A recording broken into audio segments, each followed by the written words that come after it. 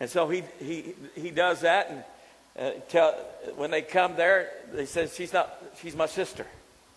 And so the Pharaoh takes her into his palace, and God starts sending plagues and all that. And then he comes and tells Abraham, why'd you do that? She's your wife. And they send him away full, and so on and so forth. But look in chapter 13. It says, and Abraham went out into Egypt, he and his wife, and all that he had out of Egypt, and Lot with him into the south. And Abraham was very rich in cattle, in silver, and gold. Somebody say, it's okay for the blessed. Come on, say it. It's okay for the blessed.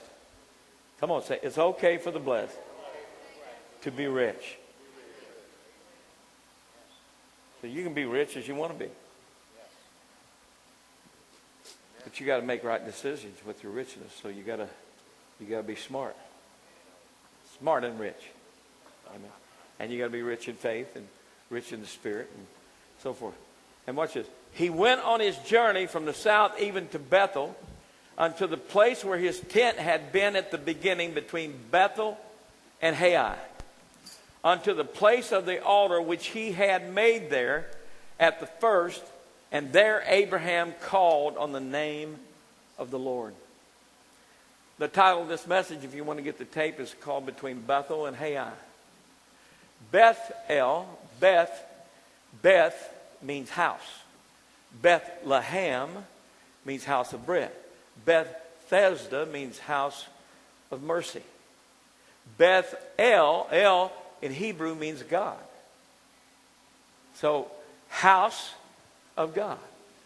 So, he's got the house of God on one side, and he's got Hai on the other side.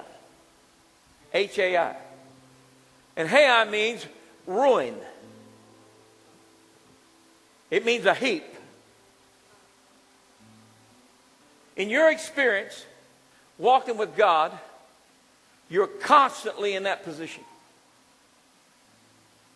Let's think what decisions will do. How many understand you can have $1 billion? We just learned you can have $1 billion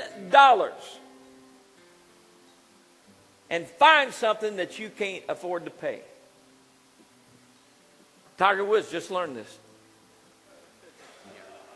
He had $1 billion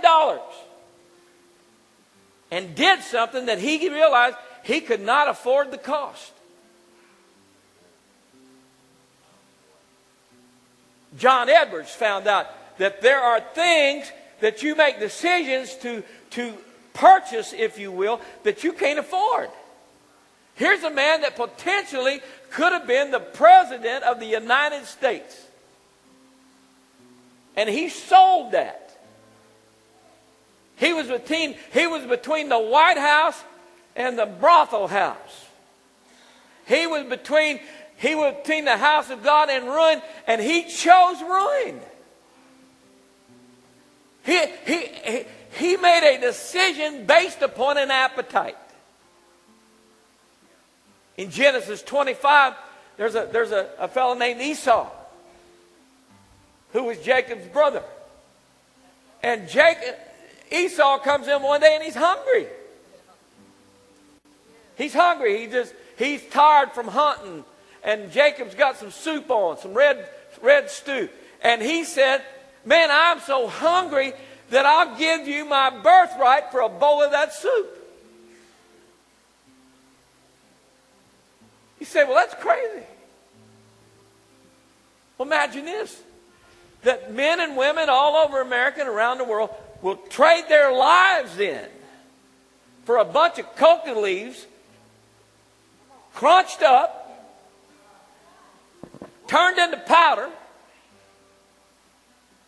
and snorted up their nose or shot into their veins, and they have no idea what it's costing them. They got no idea. They got no idea what you have to pay to do that. You know, if somebody came to us when we were young men and we had babies, and we said, would you give up your firstborn so you could do dope?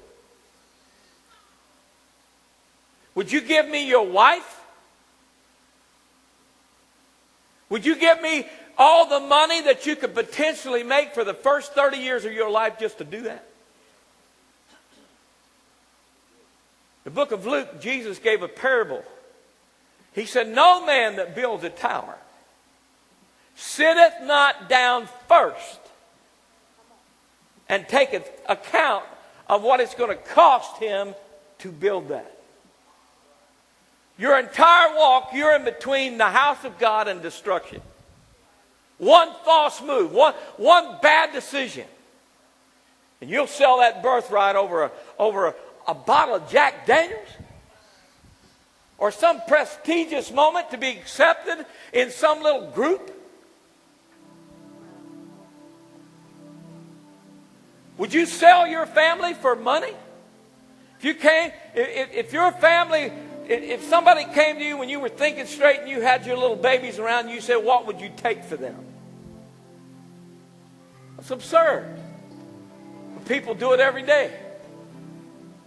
We found out during this balloon busting that men went into cars and blew their brains out.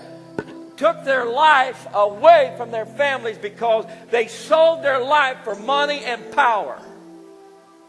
They made a decision that money was the most important thing in the world.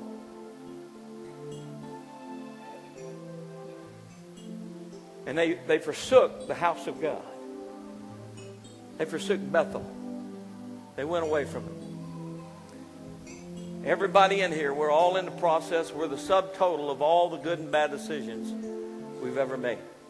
Wherever your life is today is the subtotal of all the decisions that you've made.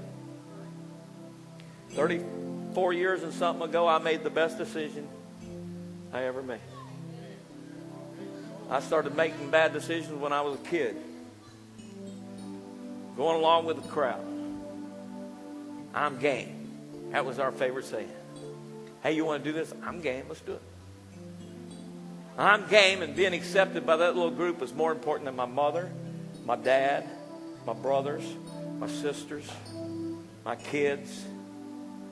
You say, well, how could you do that? Well, there's something blinding about bad choices. The lights of ruin. When you look at ruin, it doesn't seem like your own. It's like people smoking. If you could wear a clock on your arm that told you every time you smoked one of them, it's 3 minutes gone. 2 minutes gone. You know what we'd do in about a week? Cut the clock off and throw it away. Because we ain't throwing away the cigarettes. But it's like when God said, in the day that you eat from that tree, you shall